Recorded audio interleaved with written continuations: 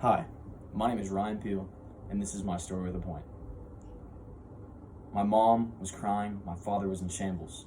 The police pulled up to my granddad's house and began to search the premise for their little boy. Where had he gone?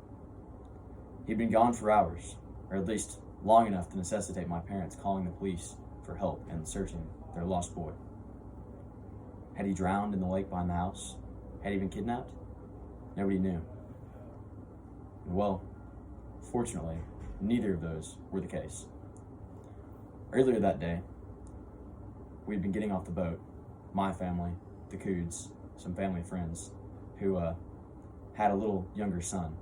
We were all getting off the boat, and me and Rye, the younger son, were in the backyard, and we had been bickering at each other all day, and finally, we started wrestling. And it was all in good fun, nothing out of the ordinary. We were basically like cousins or family. But this day took a turn for the worse. While wrestling on the ground, I rotated, my elbow makes contact with Rye in his temple, and he begins to cry, as any four-year-old would when they get hit in the temple with an elbow. And 5-year-old Ryan sees Rye run inside to go tell his mom what had happened. And the first thing that comes to my mind is, I am in trouble. That day I learned that running from your problems is never the solution. And there are 3 key points that I learned that day to help prevent you from getting in that situation and help you get out of it once you're there. The first point is always be kind.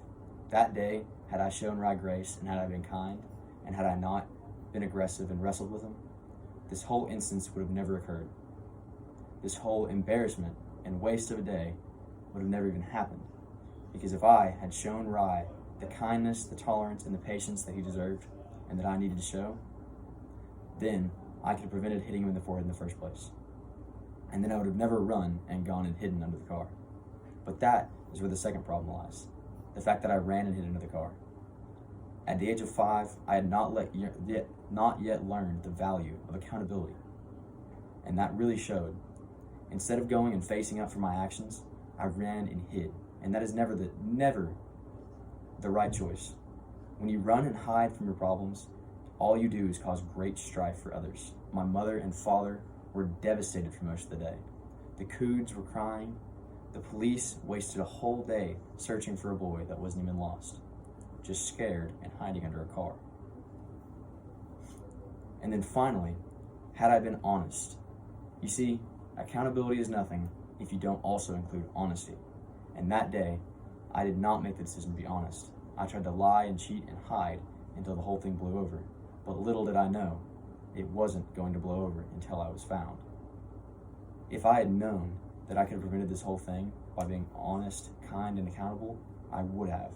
But you live and you learn. Because of that day, I believe I came out a better man, a kinder man, one more willing to show grace, an honest man, one more willing to let people know when he has done wrong, and an accountable man, a person who is better able to stand up and take responsibility for his own actions. And hopefully, you can take away the same thing and never end up hiding under your car at your granddad's house while the police and your parents scream your name throughout the neighborhood. Thank you.